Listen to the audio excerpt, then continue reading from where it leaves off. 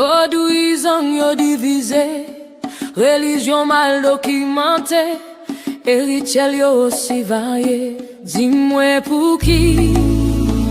Yo dit c'est religion fait noir, nous dit c'est religion la paix, mais n'utiliser pour faire mon paix. Colon yo te reconnaître Vodou c'est fausse nous. Yo fait mauvais combat contre religion nous. Yo impose un sac pas assemblé avec nous. Pour yo faire vindou, pour contrôler nous.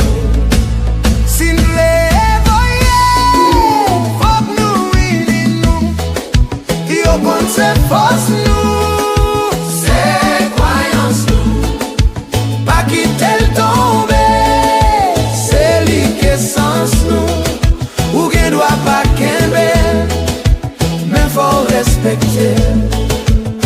Dis-moi pour qui, yo marché dit nous c'est Satan, pas effort pour nous défendre, pour sa femme ta gain tête ensemble. Dis-moi pour qui, Vodou a pas ouvri l'école, chaque serviteur a gué pour col, c'est catholique toujours idole. Volontaire reconnaître Vodou, c'est fausse nous. Aïe aïe aïe aïe aïe aïe aïe aïe. Un mauvais combat contre religion nous. Aïe aïe aïe aïe aïe aïe aïe. Yo impose un sac, pas assemblé avec nous. Aïe aïe aïe aïe aïe aïe aïe.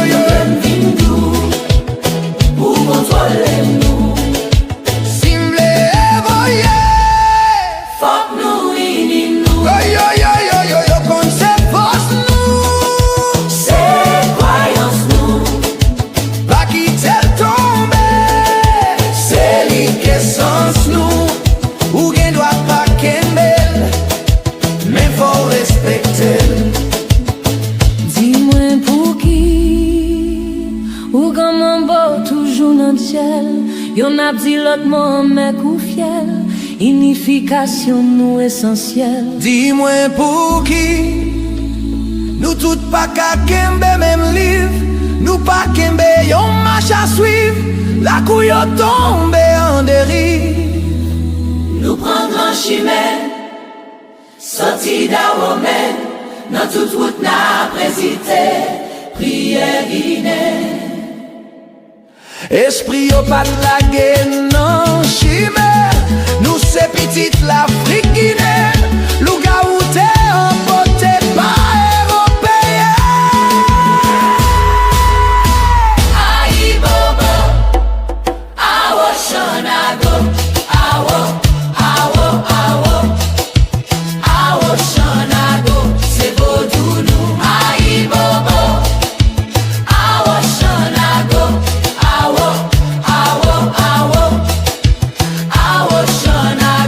C'est Vodou nous, quand je n'en fous. Oh, oh, oh, oh. Awo, awo, awo, awo, awo, shanago.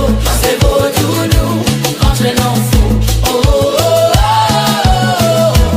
Awo, awo, awo, awo, shanago. C'est Vodou nous.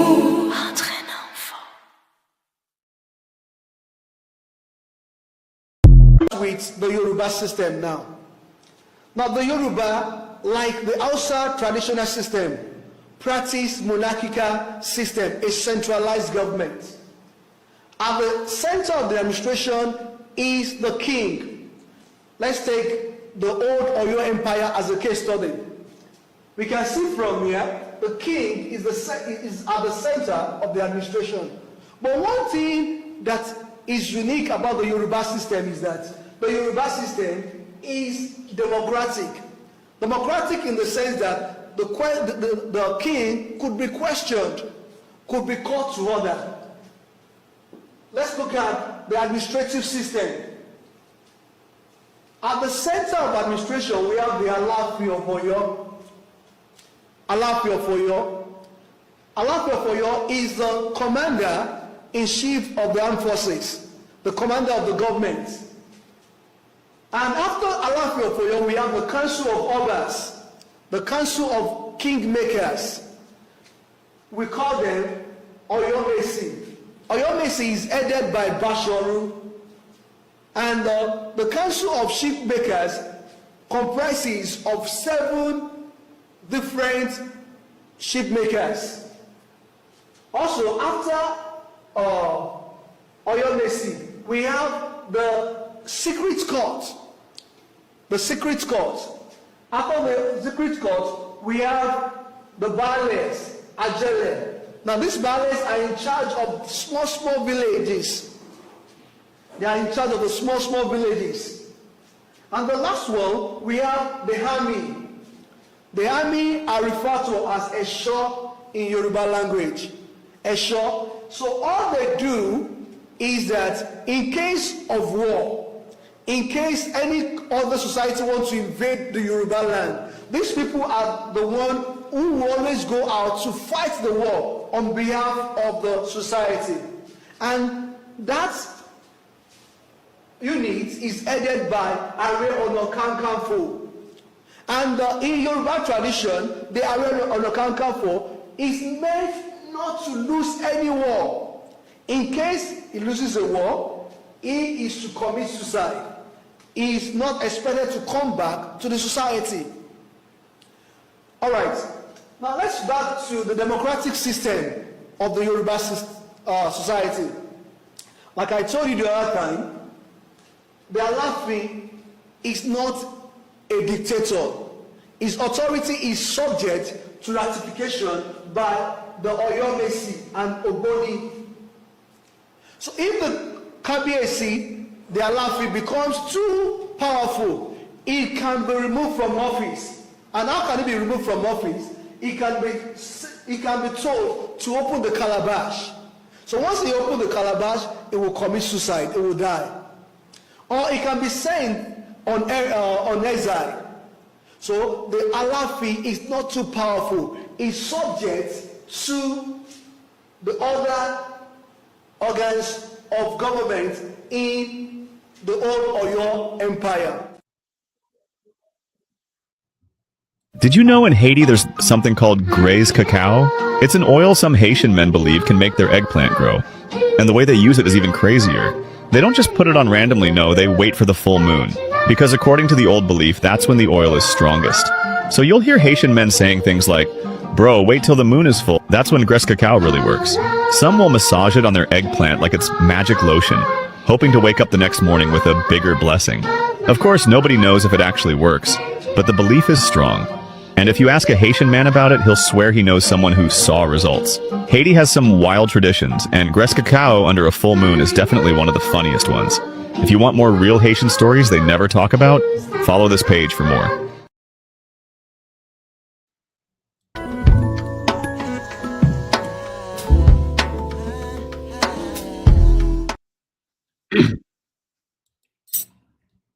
Honor and respect, honor and respect, honor and respect. Divine all blessed greetings and salutations. It is another edition of Revolutionary Hoodoo, New Orleans Voodoo Secrets and Recipes. Powered, produced, promoted, sponsored, and supported by NOIVD, New Orleans International Voodoo Day. Inspired by National Voodoo Day in Benin and led by local Black community members.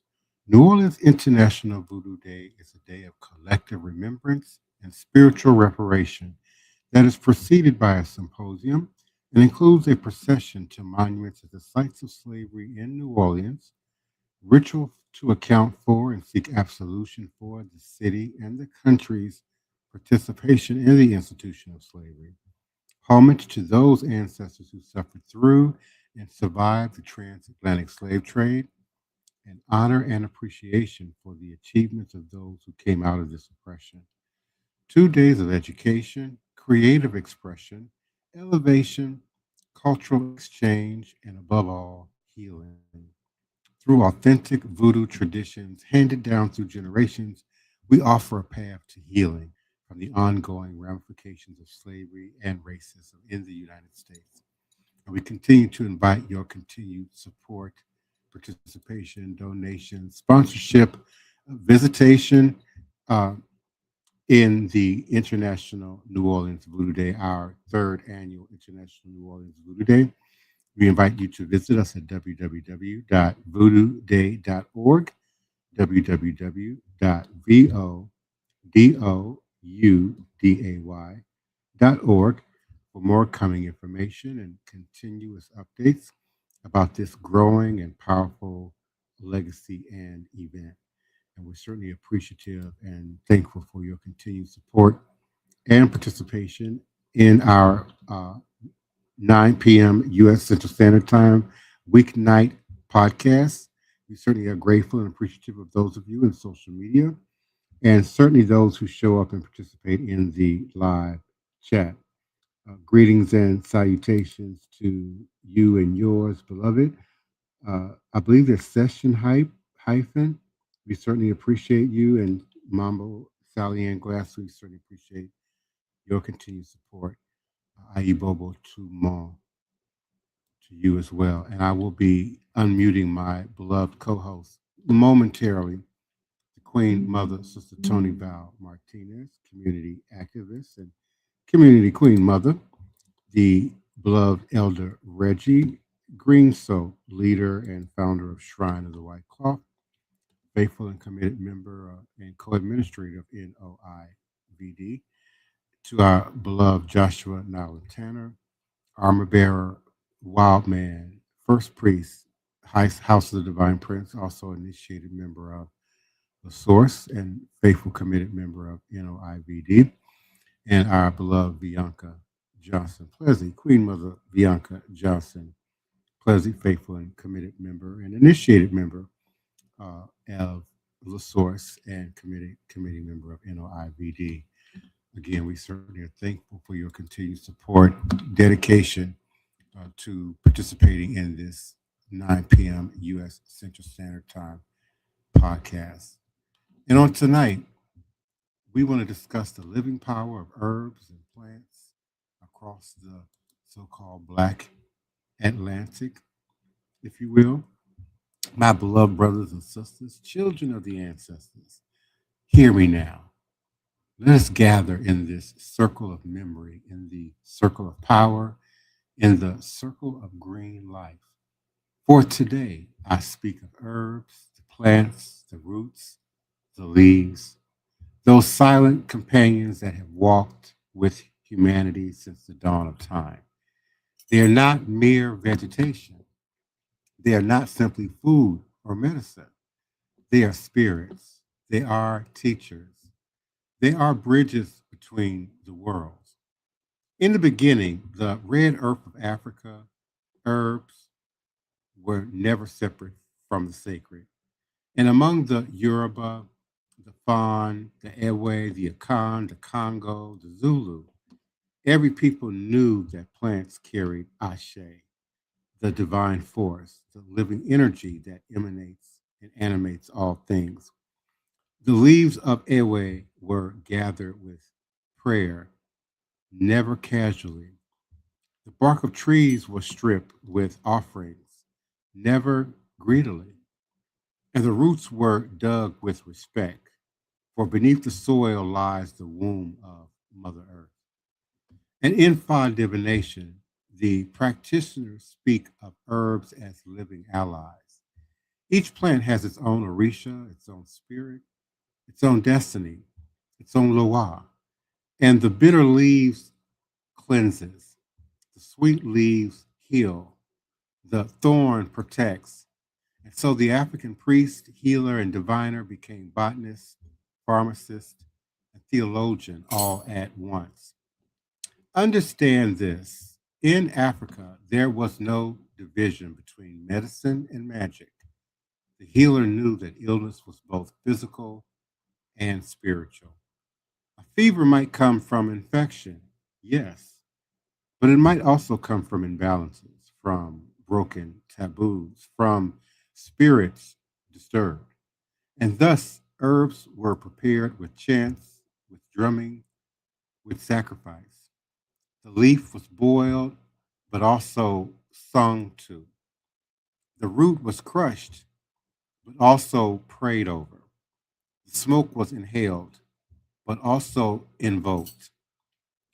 Then came the ships of the Middle Passage and the survival of this green knowledge, the change, the crossing of the Atlantic, the tearing of families, the scattering of nations. Yet, even in bondage, the people carried memory. They carried songs of herbs. They carried whispers of leaves. They carried the knowledge that the green world could heal, protect, and resist. And on plantations, enslaved Africans sought out familiar plants or their closest cousins. They recognized the bitter taste of wormwood, the cleansing power of sage, the protective strength of garlic. They saw in the New World's flora echoes of Africa's sacred pharmacy. And so they adapted. They made new alliances with new plants. The spirits of Africa met the spirits of the Americas. And in Brazil, the Yoruba became Candomblé. In Cuba, they became Santeria. In Haiti, they became Voodoo. In Suriname, they became Winti. In each of these lands, herbs remained central. In Brazil, the leaves of Jerima and Aruda became sacred. In Cuba, the herbas were gathered for limpieza, for cleansing, for offerings to the Orisha. In Haiti, the feuilles were used in baths and teas and ceremonies to call the Loa. The healer, the Ogan, the Mambo, the Curinander all knew that plants were not passive. They were active participants in ritual. They were mediators between human and divine. In the West Indies, in the Caribbean, across Jamaica, Trinidad, Barbados, the islands, African herbal knowledge fueled and fused with indigenous Carib and Arawak wisdom, and with European folk magic. Thus was born Obia, bush medicine, Shango, and countless local traditions. The cerasee vine became a bitter tonic for cleansing the blood. The guinea hen weed became protection against evil, and the pimento leaf became both spice and sacred smoke. In the Caribbean, herbs were not only for healing, they were for resistance. Maroon communities, runaway slaves, used herbs to survive in the mountains, to heal the wounds of battle, to poison oppressors, to protect themselves from capture. The green world became a weapon of liberation. And in New Orleans, and then we arrive at the mouth of the Mississippi, in the city of New Orleans. Here, African, Native American, French, Spanish, and Caribbean traditions met and mingled. Here, voodoo took root in new soil. The voodoo queen, the conjure doctor, the root worker, all knew the language of herbs. They spoke of gree bags and juju, filled the roots and leaves for love, for luck, for protection. They brewed teas of sassafras, of elder, of mint, of mugwort. They burned incense of sage, of frankincense and myrrh, of pine. They laid powders at doorsteps, powders made of crushed herbs to ward off enemies or draw prosperity. And in Congo Square, in the back streets, in the bayous, herbs were alive with spirit. They were used in ritual baths, in candle work, in offerings to the Loa, in prayers to the saints. The green would become the bridge between Africa and America, between the living and the dead, between the oppressed and the free. What is the lesson of all of this? It is that herbs are not simply tools. They are allies. They are kin. They are embodiments of divine energy. To pluck a leaf is to enter into relationship. To brew a tea is to awaken a spirit. To burn a root is to send a prayer into the invisible. African traditions teach us that plants are not silent. They speak. they teach, they heal, they protect, they resist. From Africa to the Americas, from the Caribbean to New Orleans, the story of herbs is the story of survival. It is a story of adaptation. It is a story of resilience. Even when languages were lost, herbs spoke. Even when names were forgotten, plants remembered. Even when rituals were forbidden, leaves carried power. Thus, the green world became the continuity of tradition. It became the living archive of African spirituality. It became the silent witness to centuries of struggle and triumph. And today, in the 21st century, the power of herbs continues. In voodoo ceremonies, leaves are still gathered with prayer. In hoodoo practice, roots are still carried for protection. In candomblé, baths of herbs are still given for cleansing. In Santeria, offerings of plants are still made to the Orisha. And in New Orleans, the tradition of gree-gree, of herbal baths, of root work still thrives. The city breathes with the scent of sage, of basil, of rosemary, of pine. The ancestors smile, but their knowledge has not been lost. And in my closing, let us honor the herbs. Let us honor the plants. Let us honor the roots, the leaves, the flowers, the seeds. They are not only medicine, they are not only magic. They are memory. They are resistance. They are survival. They are the living breath of Africa across the seas. And as long as the green world endures, so too will the traditions of our ancestors. So too will the power of voodoo, of hoodoo, of juju, of obia, of santeria and candomblé. So too will the voice of the plants, whispering in the wind, singing in the leaves, healing in the roots. My beloved brothers and sisters, children of the ancestors, may the herbs bless you. May the plants protect you. May the roots empower you. May the leaves guide you. And may the spirit of the green world walk with you always. And as I invite my beloved co-host, Queen Mother Sister Toni Martinez to unmute and come on in, Elder Reggie Green Soap, please unmute and come on in. Brother Joshua Nylan Tanner, please unmute and come on in. And my beloved Queen Mother Bianca Johnson Plessy, and share your stories, your experiences, your recipes, the herbs, the plants, roots, trees, the organic material that is the very empowerment of our lives and our survival. Come on in. How you doing? How you doing? How's everyone in the audience and on the illustrious panel? Good evening. I have a lot of herbs. The ones I end up using the most is bay leaves, because I can write out what I want on my bay leaf and burn it, and what I wanted to do, whatever candle I wanted to do. And cinnamon. I use cinnamon a lot because in my relationships, they were often very argumentative. There's a lot of fussing and fighting.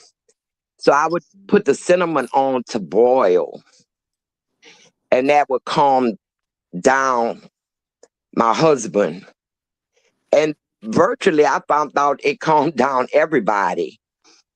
And I think about it around the holidays when people are using a lot of cinnamon to bake with. I think that's why people be so happy to go by each other's house, and the holidays have a different feel because all these herbs and spices are being used and people don't even realize it, what it's doing to them, like cinnamon, like sage, in your dressing and on your bird. Whatever kind you're gonna fix, sage and all of that stuff. You have nothing but the smells from all the food that's being cooked in those herbs and spices that we use, and they have powers that the people using them really don't even know about. No. Do you use a lot of herbs, Sister Bianca? Yeah, good evening, one. I use a lot of different herbs, but the one that I mainly like to use is more of a flower. And a lot of people probably don't really think about it, but I love to use rose. And the reason why I like to use rose because to me I look at rose as a universal. Rose could be used so many different ways. Um, Mhm. it's like I guess depends on the different type of color of roses, but when I use rose, I like to use it as like a healing, protection, or self-love. And also roses with the thorns on them, just like what Divine Prince was talking about.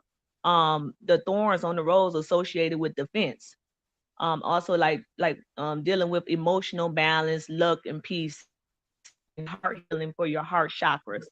But rose can also be used to drink as a tea too. It's like so many different benefits with roses. So rose could be used in a spiritual way for protection, self-love, and peace, but it also could be used in the healing way if you drink it as a tea because it also could help with um like emotional release and working with like your inner confidence, good for meditation, and it's also act as a portal, like portal for awakening your heart chakras for people who work in those type of meditation fields.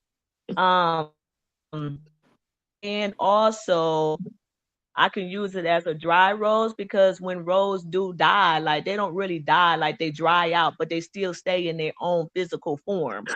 So sometimes I like to hang them, like hang them in doorways, depends on the color of them, to kind of like help remove some of the negative energy out the house. Or it can also be like inviting, like you could also invite good energy and happiness and prosperity into your home, depends on the color roses. And the reason why I look at rose as a beautiful flower plant to work with because when they dry out, they don't really lose their form. So I look at it as it's a powerful symbol, but it's also strength and it's also it still have like the ability to find beauty in all phases of life, no matter how the rose be alive or die. So that's how I look at rose. Um and rose can also be used in like spiritual baths, spiritual cleansing. You can make rose oil. You can also use it in like face steam, like your facial steam and like body benefits. But I know rose is a popular thing that a lot of people like to use in beauty and love. But I also like to use it in other different spiritual things also. And then after the rose, it's another one that I like to use is the buckeye. The buckeye nuts that fall from the tree, but it's like in the green. It looks like a green spike, but when you crack it open, it's a buckeye nut in it. And my grandma used to give us a lot of when we was little. They used to fall from the tree, but she told us that they for like good luck and protection.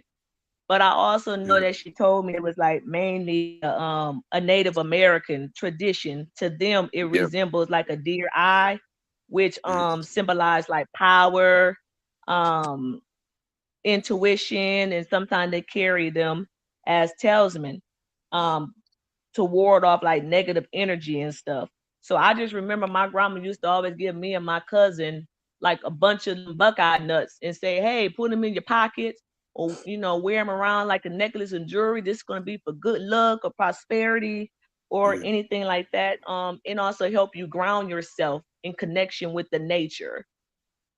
So those are the two things that I kind of like to use. Yeah. And Brother Joshua, I'm quite sure you use a lot of herbs. Yes, yes, indeed.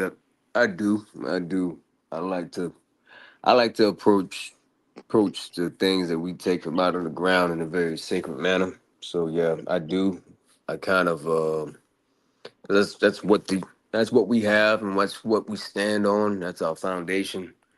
And a lot of it, a lot of what we know in terms of medicine, in terms of herbs, in terms of the healing of these things. A lot of this we have to understand that we have been stripped of that knowledge throughout time because of because of societies that we live in terms of how they wanted to control and manipulate our society, the societies that we've have come out of and come into here in America.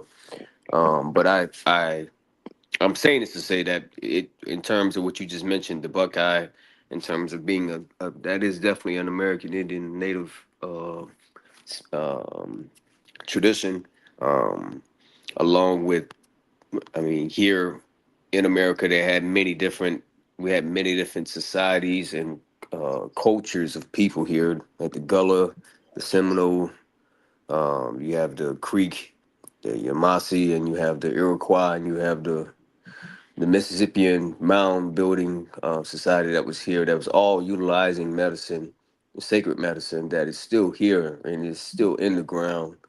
And if you travel in certain places, you can actually see it coming out of the ground, like in the country, or in parks, national parks. Actually, I remember when I was up in Poverty Point, when I came from Sundance this year from South Dakota. I actually came home with a couple of bundles of wild sage from off the land, off the reservation up there, that was just coming out of the ground. It was so much in abundant. I just loaded up. The chief just told me to grab what I can and go. He said, "Man, you can take whatever you you can hold, because we have so much." And that I stopped in Poverty Point, and it was actually that is another mound building society. I mean, site up there in I forgot the name of that town. It's a small town that's up there in the northeastern portion of Louisiana, um, close to Yazoo, right off the um, that is the Pearl River. And I stopped there and I saw a bunch of stuff just coming out of the ground, like fruits, berries, nuts. And I actually talked to the archaeologist there, and I was asking him, I said, "You guys know that there's fruits and food still coming out of this ground from like 3,000, that site's been in existence for over 3,000 years." So I just feel like it, in terms of how we take in these medicines and how we learn about these medicines. Our ancestors and the ancestors before us, they had a very close relationship with that and understood the ins and outs of it. Used the barks of trees for healings, and boiled certain things, and they knew how to extract this stuff in a way where it was like second nature to them. And I feel like that's something that we can definitely learn more about. I'm still learning myself, but I'm definitely taking the approach of understanding the sacredness of the medicine and trying to understand the people and the culture that those medicines are coming from, to really get an understanding of how to utilize the medicine. So I'm definitely using sage and simple things to burn and stuff like that, and rosemary and things to wash with and for spiritual baths. But I'm definitely learning and absorbing more of that information at this point than utilizing um, medicine so much. I know Elder Reggie use a lot. Blessings, everyone. Sister Toni, Divine Prince, Brother Joshua, Sister Bianca, Yeah. and the collective audience. Sister Toni, it's kind of weird in a way, because I do divine, but as a diviner, most of the diviners, I'm gonna go back to Africa for a moment. Most of the diviners there works with a herbalist. A lot of the herbalists don't divine. What the herbalists do is go in spirit and work with the plants. And Mhm. so I inquired about, how do you know what plant to use on a person? And the way they do it, there's I guess this is an alternative form of diagnosis called iridology. They look they look in your eyes, and they can read from your iris in the eyes, and they can tell what is off balance within the body. And so let's say they see something from the lungs or the kidneys.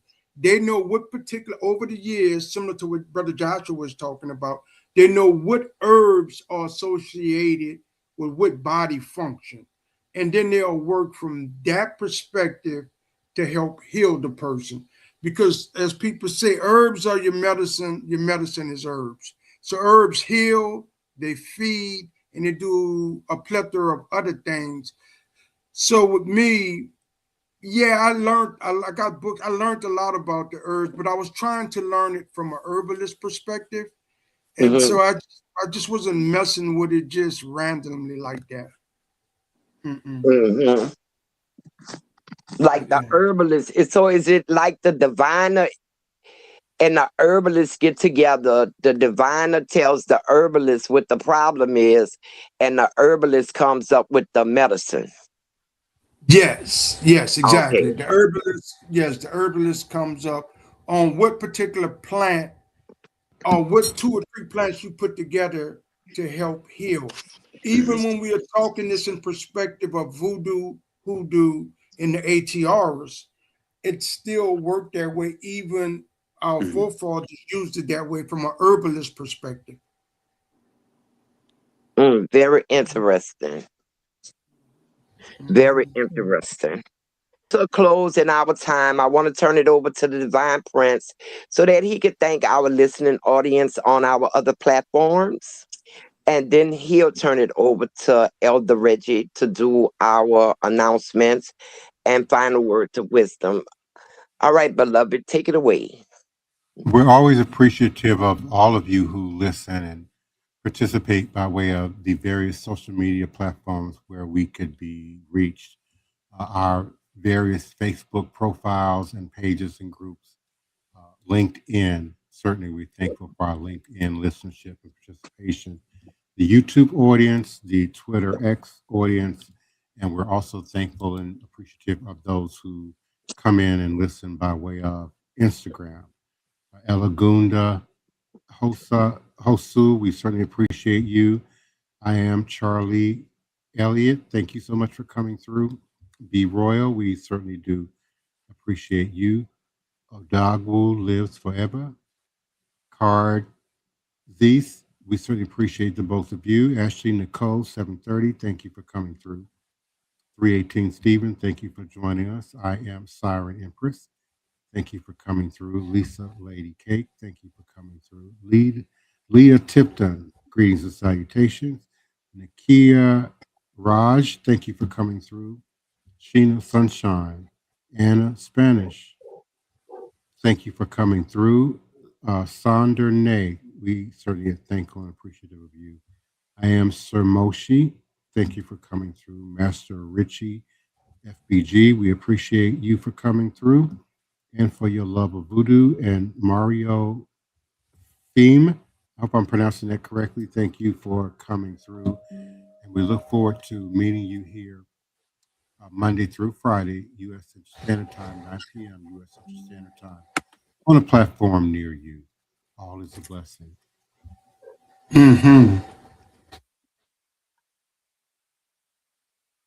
Yes.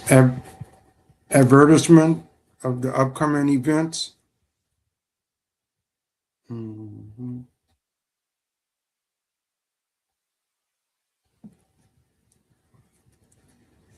Thank you, Divine Prince.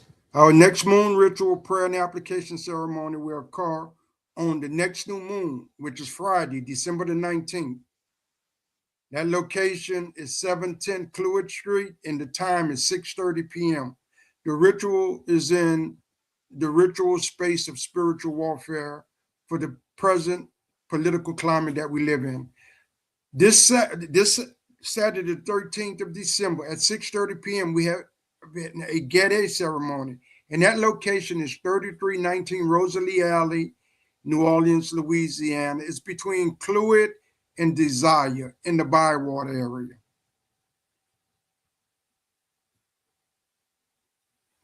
I say, lest we forget, the spiritual medicine of voodoo brings healing and relief from the shackles of slavery that binds the master and the slave to the same chain of social division. We have to continue to work on that social division. And with that, I say, ashe, ashe, ashe. Good night, everyone in the collective audience. Good night, esteemed panel. We love you, and we'll see you tomorrow.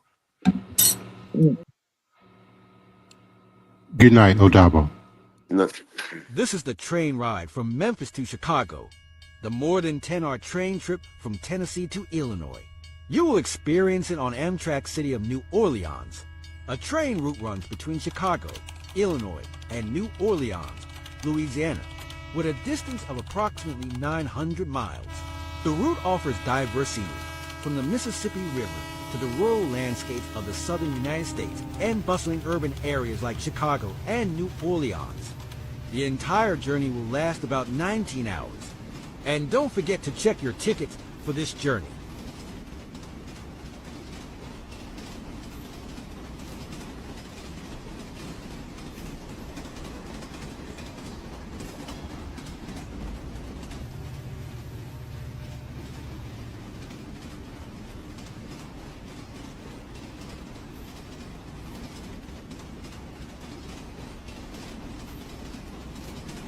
This is the train ride from Memphis to Chicago.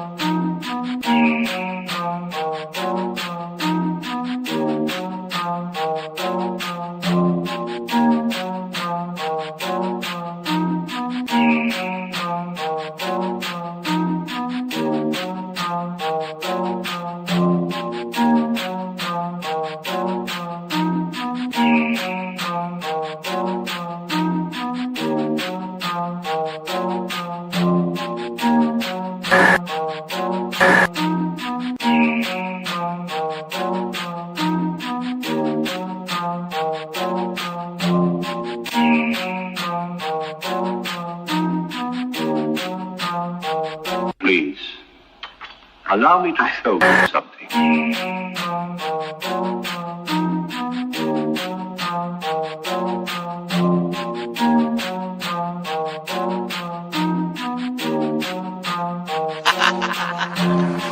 They say I'm crazy, and that might be true. I got this right in my DNA, yet I'm coming for you. It's time we turn the tables, flip these motherfuckers on you. I wanna see you hanging from trees. It's time you pay for your dirt and your showtime. You created the monster, you created the beast. Now all this savagery you just gon' reap. I'm coming home, daddy, to the plantation, and I'm taking the lives of everybody, including the children, on some Nat Turner. Oh, do you hear that sound? It's about to go down. Unleash the beast, we about to tear this motherfucker down. Do you hear that sound? It's about to go down. Unleash the beast, we about to tear this motherfucker down. I met my girl Harriet at the gate. If you wanna know how she doing, yeah, she's straight. But she had one question: when we gon' get up? All that talking tough, yeah, we don't walk it tough. She got it locked and loaded, got that piece up on her side. She looked me in my eyes and said, "Meet you ready to ride?" Moving forward, you gotta use both eyes. Watch your front and watch your back. Keep your hands up on your gas. Do you hear that sound? It's about to go down. Unleash the beast, we about to tear this motherfucker down. Do you hear that sound? It's about to go down. Unleash the beast, we about to tear this motherfucker down. He sit at the table, but he don't order no bacon. He greet me in those words, assalamu alaikum. Got them glasses on his face and them waves in his head. He go by the name of Detroit Red. He looks me in my eye and says you only get one try. Know that your biggest opposition will come from the inside. I know you wanna love them all, but don't even try, because they'll smile up in your face while plotting your demise. Do you hear that sound? It's about to go down. Unleash the beast, we about to tear this motherfucker down. Do you hear that sound? It's about to go down. Unleash the beast, we about to tear this motherfucker down.